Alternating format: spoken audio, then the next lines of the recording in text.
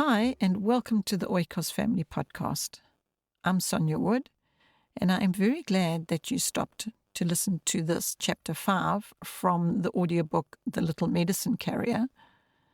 I'm not sure if you've been listening to the previous 4, but what I've been doing with these audiobook sections that I'm sharing in podcasts one at a time, one chapter at a time, is I'm choosing stories that are specifically suited, you can say, to being able just to listen to one chapter as a standalone, because it's like each chapter, the story within that chapter is separate morals, like separate moral life lessons. So whether you've listened to the previous 4 or not, and this is the first one you're listening to in this series, I hope that you're going to be blessed by it. I know I was, because, oh my goodness, the joy of giving. This story is so touching, this particular chapter of these little children that really discovered the value and the depth of true joy when it comes to giving. It is very, very precious. As I say, I was really blessed by it, and I hope you're going to be too. So here it is.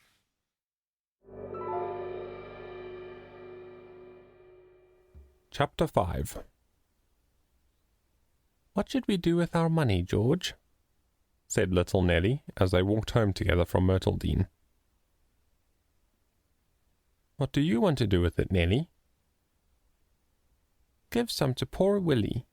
He doesn't have any money, you know." Their brother Willie was staying with their aunt, who lived quite a distance from Northcliffe. She didn't have any children of her own, so she often took in one of the little Whalens for a month or 2. This was an enormous help to their mother.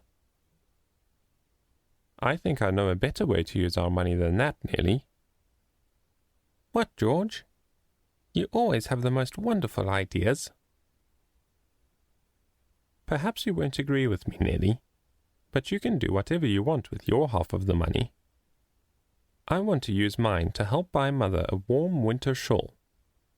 I know she spent all of her savings to buy clothes for me when I started working at Dr. Bertram's. She never thinks of herself. Never.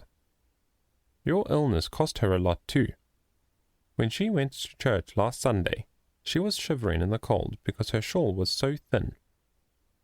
So, Nelly, if I put my $5 aside and save every penny I get enough to buy her a new shawl soon. It would be so neat to take her a large present all wrapped up from the store. Then we could say, 'Here is a Christmas present for you, Mother.' I think I would rather do that than anything else I can think of." "You can have my $5 too, George, and then half the present will be mine, you know. I'm so glad you thought of a shawl." There was only 1 week until Christmas, so the next morning George let Mrs. Bertram in on his secret. "If you don't mind, ma'am, I hope you won't think I am being too pushy. Nelly and I have $10. We got it yesterday for finding Miss Beatrice's bird, and we want to spend it on a warm new shawl for Mother. We don't want her to know anything about it until it's bought. We were wondering if you wouldn't mind buying it for us, ma'am.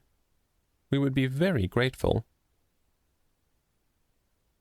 Mrs. Bertram took the job with pleasure, and George went with her to help pick out the shawl. She even put $2 in herself, because there was a beautiful shawl that cost $12. Mrs. Bertram bought it and told them that it would last Mrs. Wayland a lifetime.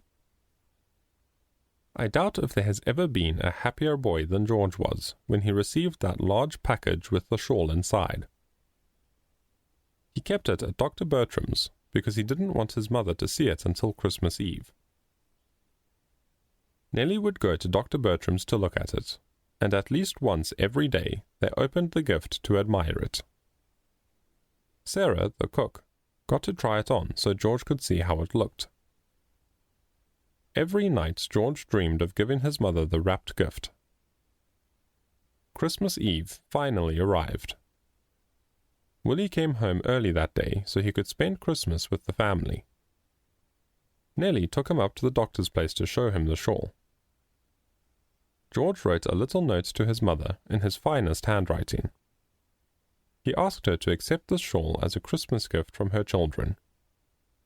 He used the word children instead of George and Nellie. He didn't want Willie to feel bad, since he didn't have a gift for mother. Mrs. Bertram had given George the ingredients for a Christmas pudding, and Mrs. Wayland made it early that afternoon. Nellie and Willie were delighted, because they got to help her pick the seeds out of the raisins. When the pudding was boiling and the kitchen was cleaned up, Nellie asked a question. "Mother, can Willie and I stay up until George gets home tonight?" George was bringing the package home with him after work. "I'm not sure how to answer that," said Mrs. Wayland. "It will probably be very late when he gets home tonight. You have been playing and running a great deal today. I'm afraid you will get too tired." "Oh no, we won't, Mother," cried the children at once. "Please let us stay up. Please say yes." When their mother gave in, Nellie and Willie danced around the room with joy. Never before had time passed as slowly as it did that evening. There was more medicine than usual to deliver that day, and George had to make several other errands. It was later than usual when he finished work. He put the wrapped package under his arm and ran toward home. It was a clear, frosty night, and the moon was shining brightly. For hours, 2 little pairs of eyes had been watching out of the window for George to come down the street. Their impatience amused Mrs. Wayland. "Why are you so excited for George to come home tonight?" she asked. We know, Mother," cried the children, "but it's a big secret." Finally, their patience was rewarded. They saw George running down the street in the bright moonlight, with the gift under his arm. "Doesn't it look big?" whispered Nellie to her brother. They opened the door long before George reached it. "You all look so comfortable," he said. He gazed around at the tidy kitchen and saw the pudding bubbling over the bright fire. George laid the package on the table. "What is that?" asked his mother. "Open it and see," George said, with a mischievous smile. "Yes, open it, cried Nellie and Willie, jumping around the table in wild excitement. Their happiness was complete after Mrs. Wayland opened the parcel and read the letter. She put on the shawl and kissed all her thoughtful, dear children. She declared that she had never had such a happy Christmas Eve. That shawl was just what she had wanted for a long time, but she hadn't enough money to buy it. They all sat down by the fire, and George told all about finding Mako in the woods. He had begged Mrs. Mason not to say anything about the reward, so the present could be a complete surprise. When Mrs. Wayland knelt down to pray that night, her heart overflowed with gratitude. The Almighty God had blessed her with such loving children.